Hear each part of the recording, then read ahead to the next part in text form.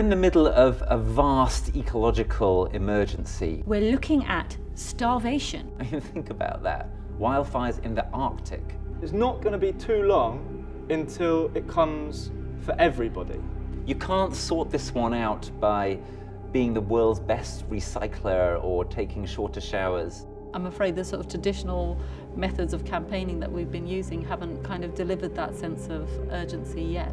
So what Extinction Rebellion is doing is creating disruption in society so that people start attending to the issue. It is a peaceful, non-violent movement for civil disobedience. The best thing I could do was to be out there demanding radical change. Extinction Rebellion's entire focus is about reweaving the 100%, the whole human family. This is not even about future generations anymore. This is about us and whether we get to have a future. We need everyone's hands on deck and bodies on the line in order to stop these catastrophic possibilities from coming to fruition. Climate change is happening faster than even scientists had thought possible. Scorching heat waves, ferocious storms, torrential downpours. This is the issue of our time. There will be climate refugees, even here in Britain. Nothing like this has ever happened before. We're evidently chapter 1. Today, Mr. Speaker, this House must declare an environment and climate emergency. We have no time to waste. We are living in a climate crisis that will spiral dangerously out of control unless we take rapid and dramatic action now. This is no longer about a distant future. We're talking about nothing less than the irreversible destruction of the environment within our lifetimes of members of this House. Young people know this. They have the most to lose. I was, like many members of this House on all sides, deeply moved a few weeks ago to see the streets outside this Parliament filled with colour and noise by children chanting, "Our planet, our future." For someone of my generation, it was inspiring, but also humbling that children felt they had to leave school to teach us, adults, a lesson. The truth is, they are ahead of the politicians on this, the most important issue of our time. We are witnessing an unprecedented upsurge of climate activism, with groups like Extinction Rebellion forcing the politicians in this building to listen. For all the dismissive and defensive column inches the protesters have provoked, they are a massive and, I believe, very necessary wake-up call. Today, we have the opportunity to say, we hear you.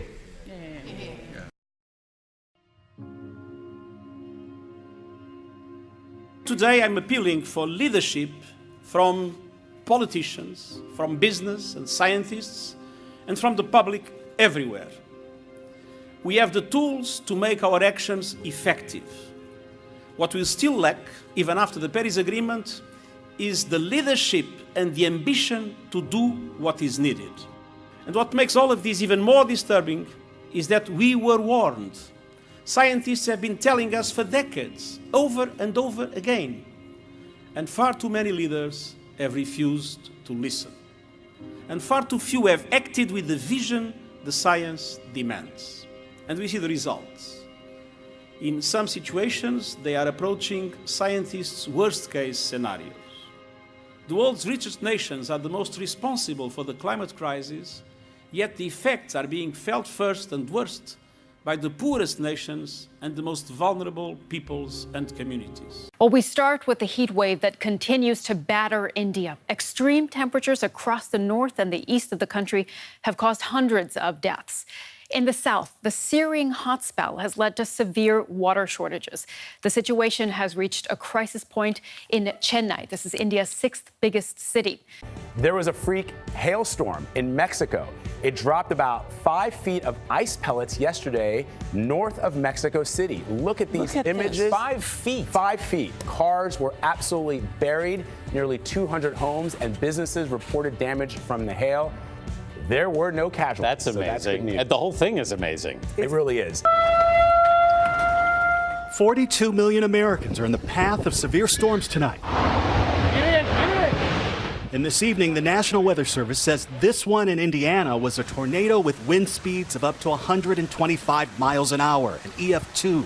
You can see that this building's roof completely ripped off. The Growing Kids Learning Center in South Bend took a big hit. Fortunately, no children were inside. Right now, though, we want to go from earthquakes to extreme heat as temperatures are expected to climb into the 80s in Alaska today. That's actually a slight dip from the record-breaking 90 degrees that made lakes and ponds a go-to destination and broke records in Anchorage and 2 other cities on the 4th of July. Millions of people here in Europe have been sweltering in this summer's second extreme heat wave, and across the continent, records are being broken. A wall of hot Saharan air trapped over northwestern Europe is the cause of these record highs. Let's take a closer look now. Germany is at 42.6 degrees Celsius. The temperature's continuing to rise. The Netherlands, 40.4. Belgium, 40.6. And if you look at France, they're at 42.6 degrees. Now that represents a shattering of the old record by more than 2 degrees. In a moment, we'll be talking to a climate scientist who says this could be the new normal. Tonight in the Bahamas, a life-threatening storm surge sweeping across the island nation. This is very deep water. The storm came ashore on the Abaco Islands on Sunday. With Category 5 hurricane force winds gusting above 225 miles per hour, cars and entire homes submerged.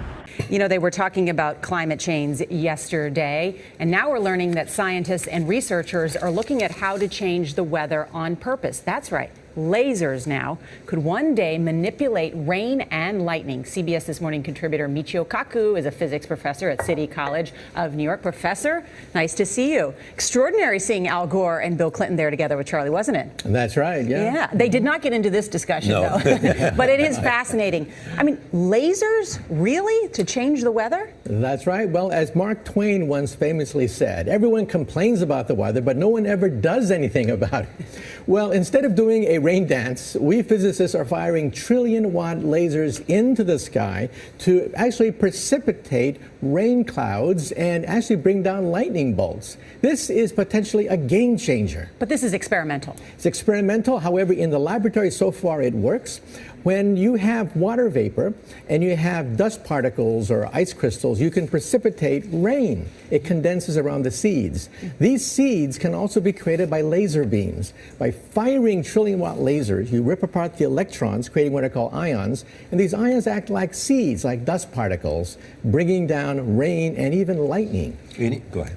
Well, this fascinates me in part because, too, I remember reading the stories that China had used this during the Olympics, that the USSR had used this after Chernobyl to create rain clouds. I mean, did those really work then? We have some of these capabilities now? Inconclusive. Even in the 60s, the CIA used this to bring down monsoons during the Vietnam War, to wash out the Viet Cong. Governments have been playing with this thing. Alleged to. Alleged to, right. Yeah. Now, we realize that for decades now, these governments have been alleged to have experimented with weather control, but nothing conclusive. This time we're bringing in the laws of physics rather than simply waving our hands and uttering mumbo-jumbo. We're actually using trillion-watt lasers now. And in the laboratory, sure enough, they precipitate rain out of water vapor.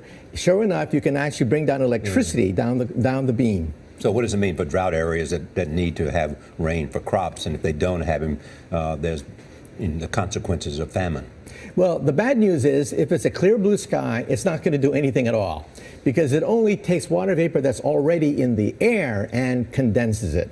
However, for floods, for agriculture, farmers, for people planning wedding parties, football games, you name it, outdoor events and agriculture and flooding and even hurricanes. All of them could be subject to weather modification. Incredibly interesting. Professor Michio Kaku, thank you so much. Craig Funky is flying me to the edge of a violent thunderstorm. You see how nice and crisp the top of that cloud is up there? Yeah. But the former commercial pilot isn't some adrenaline junkie courting danger. He's a cloud seeder, chasing this menacing storm to squeeze out extra rain for the drought-stricken farmland below. As a pilot going through school, you're taught to avoid thunderstorms.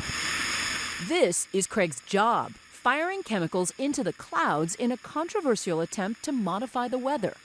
He's literally a rainmaker. That dark, thick cloud over there has lots of moisture in it. That's part of the cloud that was seeded. It actually looks heavy with rain. Cloud seeding has been used around the world for decades. It looks like he's painting the sky. The flares are shooting millions of silver iodide and calcium chloride particles into the cloud, where they collide with drops of water and ice and produce even more moisture. Then, usually within 20 minutes... So what is this white smoky stuff over here? That's rain. Oh, that's rain? Yeah, that's rain. All this is rain out here.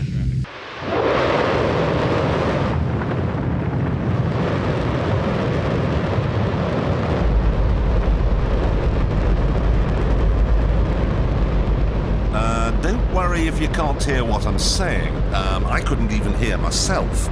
This is the loudest sound you could possibly conceive. And, as it turns out, the cleanest.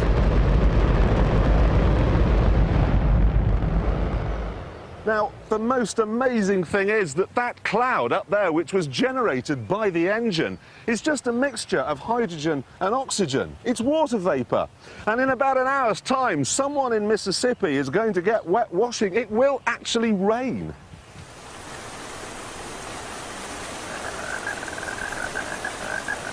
I told you! It's raining! That's unbelievable! Oh. NASA's playing God. It's making its own weather. Now let's look at what the Bible and Spirit of Prophecy has to say about these things. And I will punish the world for their evil, and the wicked for their iniquity. And I will cause the arrogancy of the proud to cease, and will lay low the haughtiness of the terrible.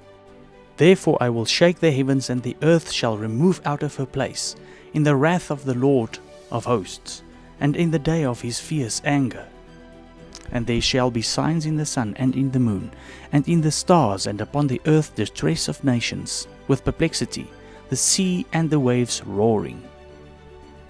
Men's hearts failing them for fear, and for looking after those things which are coming on the earth, for the powers of heaven shall be shaken. For nation shall rise against nation, and kingdom against kingdom, and there shall be famines and pestilences, and earthquakes in divers places. But he that shall endure unto the end, the same shall be saved.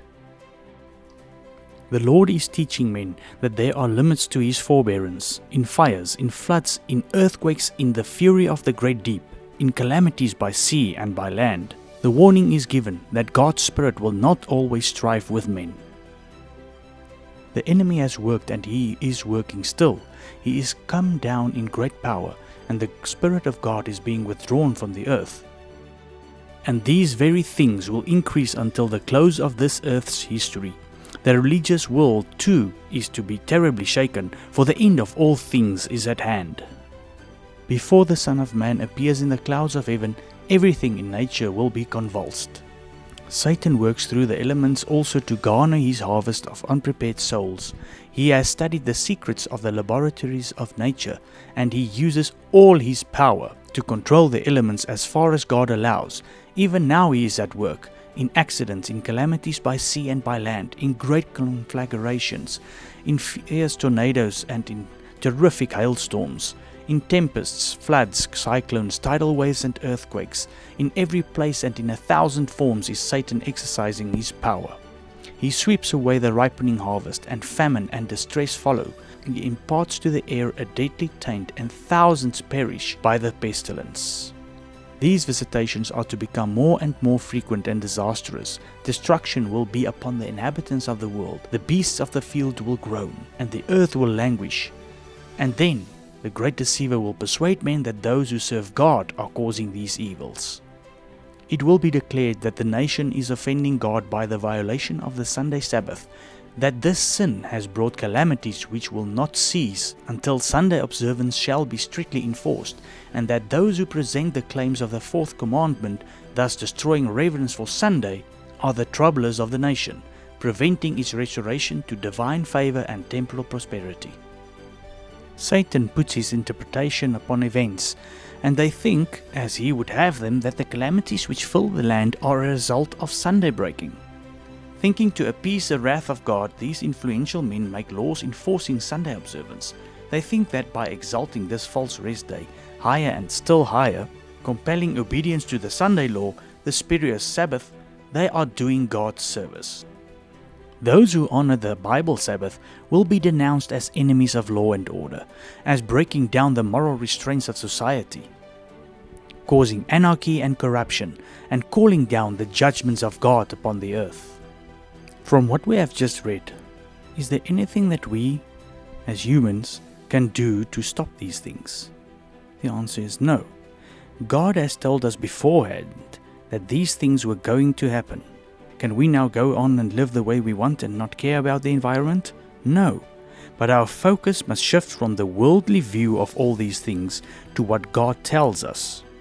We have to know that the dragon, or Satan, is behind everything, and that he is causing his agents, namely the beast Antichrist system with its leader the Pope, the image of the beast America, and apostate Protestant churches, to carry out his plans.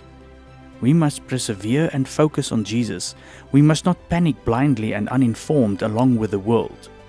So now let's have a look at what the Pope has to say about all these climate calamities.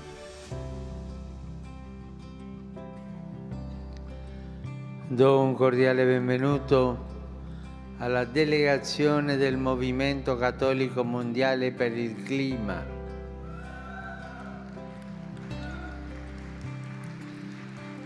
E li ringrazio per l'impegno a curare la nostra casa comune in questi tempi di grave crisi socioambientale.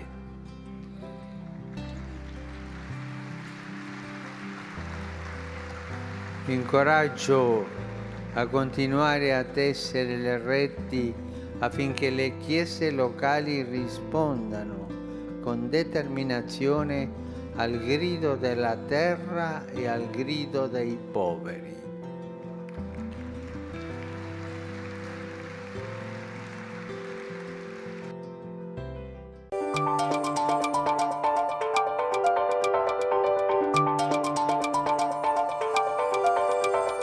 Pope Francis has just released his new encyclical on the environment, Laudato Si. First, the big contribution of Laudato Si is an overview of the environmental crisis from a religious point of view. Until now, the dialogue about the environment was framed mainly with political, scientific, and economic language. Now, the language of faith decisively enters the discussion.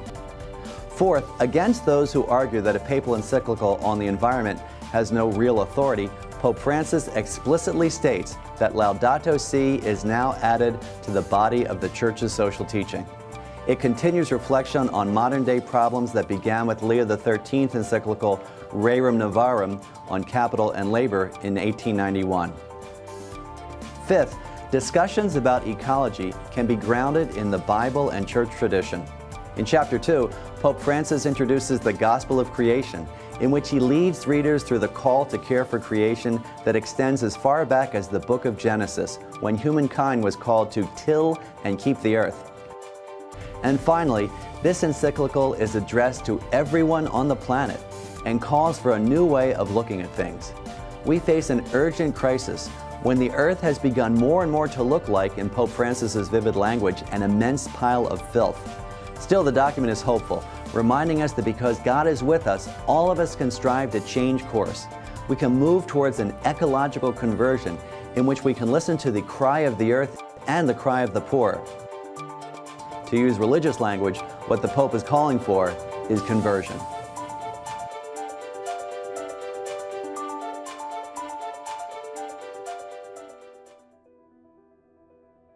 This responsibility for God's earth means that human beings endowed with intelligence must respect the laws of nature. Along these same lines, rest on the seventh day is meant not only for human beings but also so that your ox and your donkey may have rest. All it takes is one good person to restore hope. The biblical tradition clearly shows that this renewal entails recovering and respecting the rhythms inscribed in nature by the hand of the Creator. We see this, for example, in the law of the Sabbath. On the seventh day, God rested from his work. He commanded Israel to set aside each seventh day as a day of rest, a Sabbath. On Sunday, our participation in the Eucharist has special importance. Sunday, like the Jewish Sabbath, is meant to be a day which heals our relationships with God, with ourselves, with others, and with the world. The law of the weekly rest forbade work on the seventh day, so that your ox and your donkey may have rest. And so the day of rest, centered on the Eucharist, sheds its light on the whole week and motivates us to greater concern for nature and the poor. Clearly in this encyclical, the Pope refers to the Sunday as the day of rest, and that we have to keep Sunday to fight climate change. The dignitaries of church and state will unite to bribe, persuade and compel all classes to honor the Sunday. Political corruption is destroying love of and regard for truth, and in order to secure public favor, legislators will yield to the popular demand for a law enforcing Sunday observance. In the soon coming conflict, we shall see exemplified the prophet's words, and the dragon was wroth with the woman, and went to make war with the remnant of his seed, which keep the commandments of God and have the testimony of Jesus Christ. Revelation 12:17. Satan puts his interpretation upon events, and they think, as he would have them, that the calamities which fill the land are a result of Sunday breaking. Thinking to appease the wrath of God, these influential men make laws enforcing Sunday observance. They think that by exalting the false rest day higher and still higher, compelling obedience to the Sunday law, the spurious Sabbath, they are doing God's service.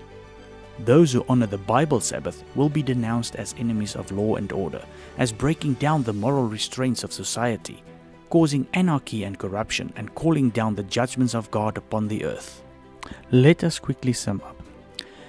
According to the world, all the calamities that's hitting the earth, earthquakes, hurricanes, tornadoes, everything is being caused by climate change.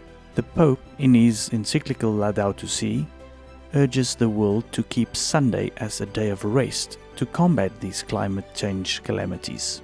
According to the Bible and spirit of prophecy, God has told us that these things are going to happen. And as we have read, God has told us that the people keeping the true Sabbath and the commandments of God will be accused that these calamities are as a result of them breaking the false Sunday Sabbath.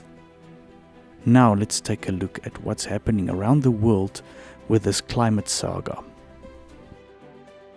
And I will give children to be their princes, and babes shall rule over them, and the people shall be oppressed, every one by another, and every one by his neighbor. The child shall behave himself proudly against the ancient, and the base against the honorable. As for my people, children are their oppressors, and women rule over them. O my people, they which lead thee cause thee to err, and destroy the way of thy paths. My name is Greta Thunberg. I am a climate activist from Sweden, and for the last 9 months I have been school striking for the climate every Friday in front of the Swedish Parliament. We need to change the way we speak about the climate crisis, and we need to call it what it is, an emergency. We are Homo sapiens, of the family Hominidae, of the order Primates, of the class Mammalia, of the kingdom Animalia. We are a part of nature. We are social animals. We are naturally drawn to our leaders.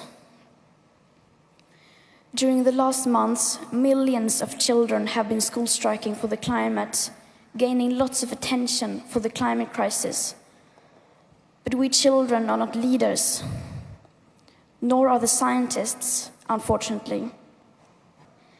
This is above all an emergency, and not just any emergency. This is the biggest crisis humanity has ever faced. This is not something you can like on Facebook. For too long, the people in power have gotten away with basically not doing anything to stop the climate and ecological breakdown. They have gotten away with stealing our future and selling it for profit. But we young people are waking up. And we promise we will not let you get away with it anymore. Thank you.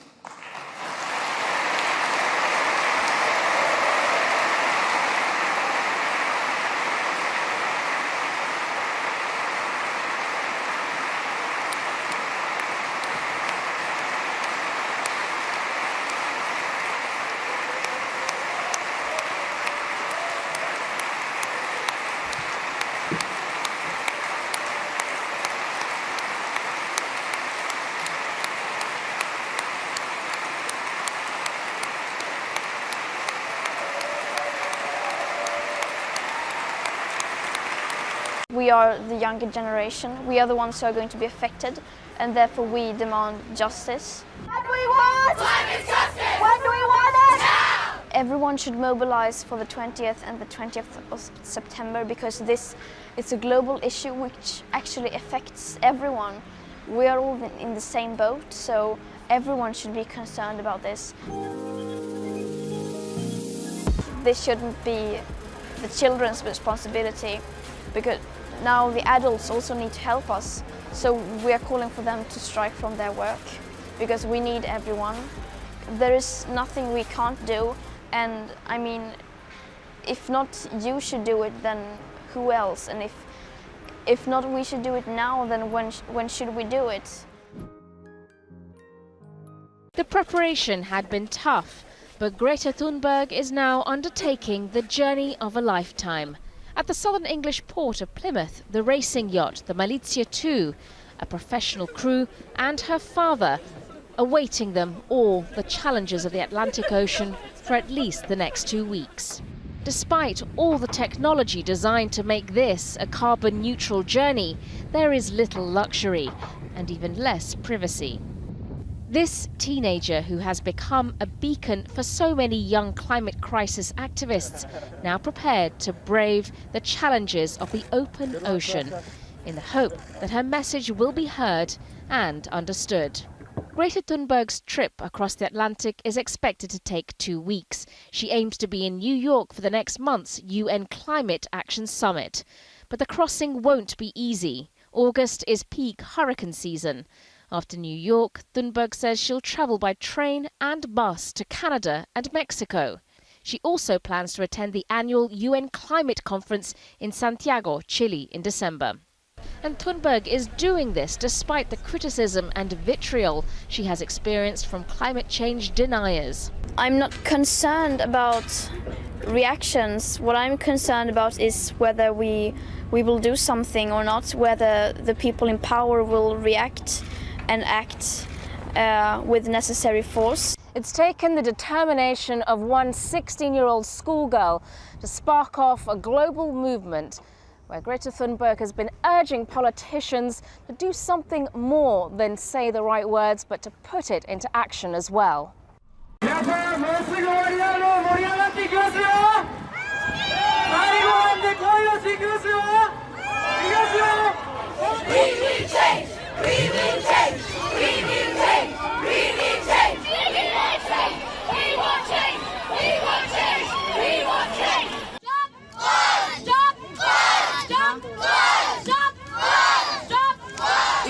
At this point, you've got no idea why we're striking. Then, like, what on earth? You must be utter idiots. If you're wondering why we're striking, like look around you. Like look at the climate charge. Look at the amount of CO2 in our atmosphere.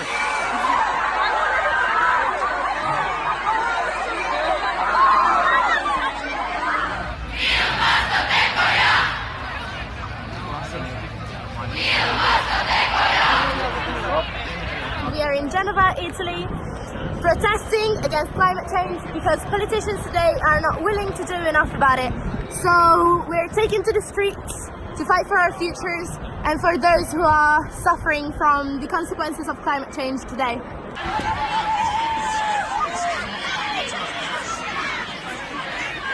Wir haben die Kohle satt, unsere Zukunft, unsere Stadt. Wir haben die Kohle satt, unsere Zukunft, unsere Stadt.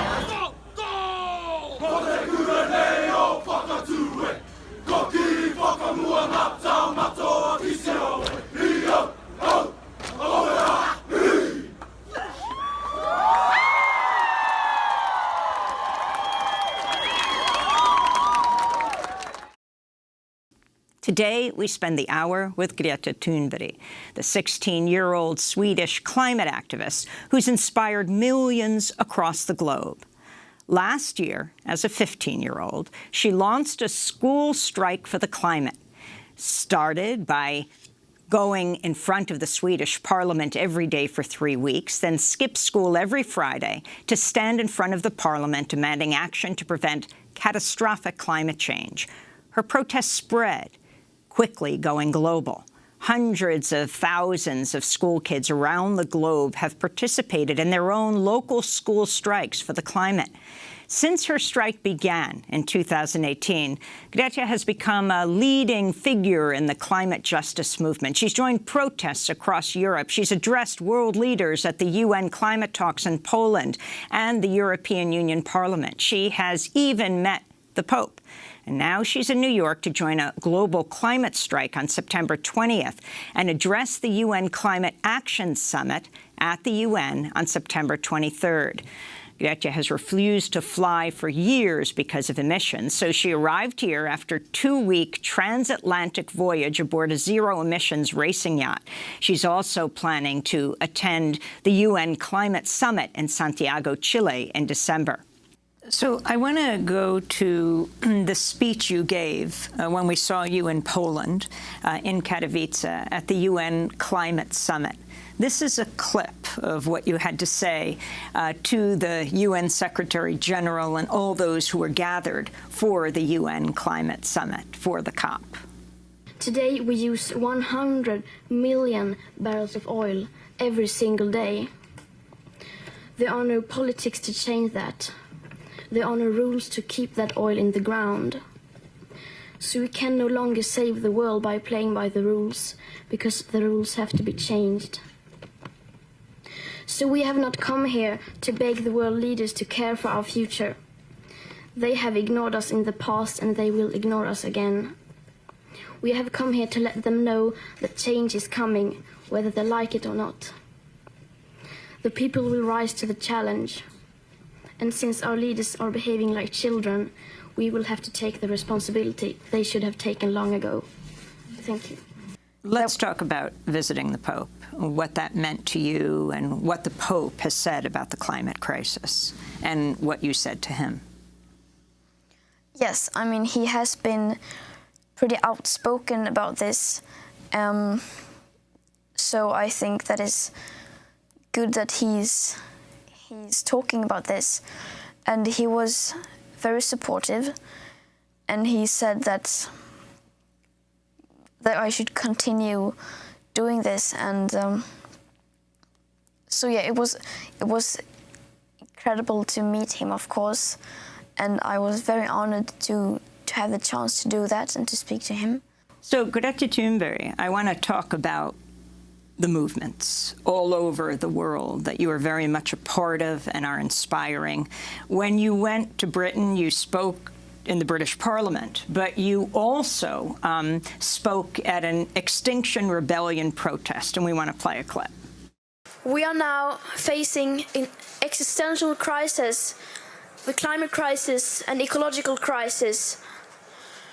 which have never been treated as crisis before. They have been ignored for decades.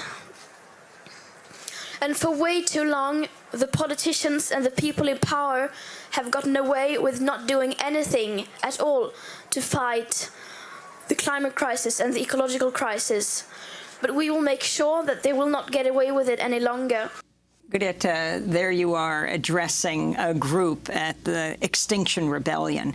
That group was just really formulating when we were in Poland. They were there in Britain starting to superglue themselves to places like ExxonMobil headquarters and other places. Can you talk about the significance of this movement? Yes, I mean, the Extinction Rebellion had really had a massive impact, I think, on our debate, especially in Europe, maybe not as much here, but that they are using civil disobedience because they are saying, like, we won't get your attention otherwise. And that is very effective. You just recently tweeted that Amazon workers, 900 of them, based in Seattle, it's the first time ever, they're going to also strike on September 20th. Yeah. What does that mean to you? To me and to the movement, it means incredibly much because we have lots of unions who are planning to strike. So, I mean, adults striking from their work, and that is so incredibly important to show that this is such, and this is not just for children or teenagers, this is for everyone. And what we are doing, we are not, of course, I mean, we are striking to disrupt the system, to create attention. So let's talk about what you're doing in these coming days. You're heading down to Washington, D.C., the nation's capital. On Friday, what are your plans? That's Friday, September 13th. Yes, on Friday, I am going to, this Friday, the 13th, I am going to join the school strike for the climate outside the White House in Washington, D.C. And do you protest every single week on Fridays? Yes. Wherever you are in the world? Yes, even on the boat. Every week, no matter where I am, on Fridays I will protest and demonstrate for the climate. Outside the parliament or local government building or town hall or anything. So on the 13th, you're doing it in front of the White House. Yes. When you landed last week, you landed on Wednesday evening. Friday, you were in front of the United Nations. Yeah. With those who you inspired who had been protesting in front of the United Nations for many weeks, almost a year. So then talk about the following week, September 20th, what your plans are and what people's plans are around the globe. Yes, on the 20th, we are planning a new global strike, and we call for people of all ages to join us, not just children. Adults are, of course, welcome as well to strike from their work. And so I will be in New York the 20th of September to join the strike here, and then on the 27th there is also a global strike. And finally, your message to young people, people perhaps who don't vote, that's true, but are finding their place in the world. What do you say to them? And you can look directly into the camera. My message to the young people of the world is that right now we are facing an existential crisis.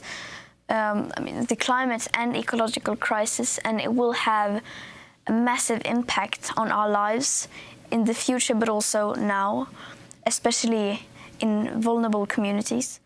And I think that we should wake up, and we should also try to wake the adults up, because they are the ones who their generation is the ones who are mostly responsible for this crisis, and we need to hold them accountable. We need to hold the people in power accountable for what they have been doing to us and future generations and other living species on Earth.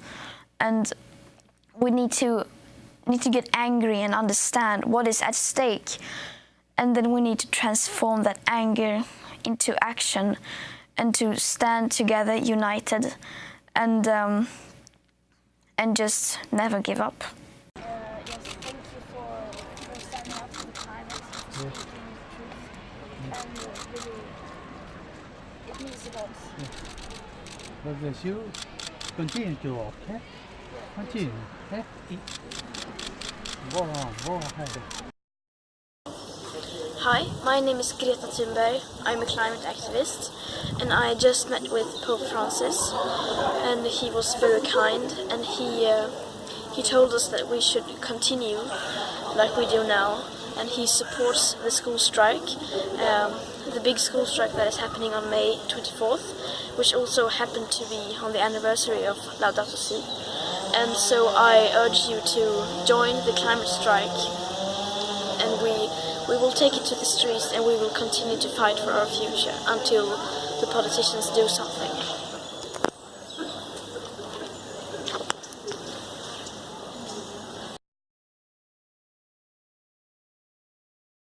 The green dots on this map shows all the registered strikes that will take place on 20 September 2019 across the world. South Africa has 34 registered strikes across the country. The climate emergency, disruption and rebellion are now a matter of life and death. South Africa is becoming a frontline for the climate crisis. On the 20th of September, the world will be striking in an attempt to force leaders to take more drastic steps in fighting climate change.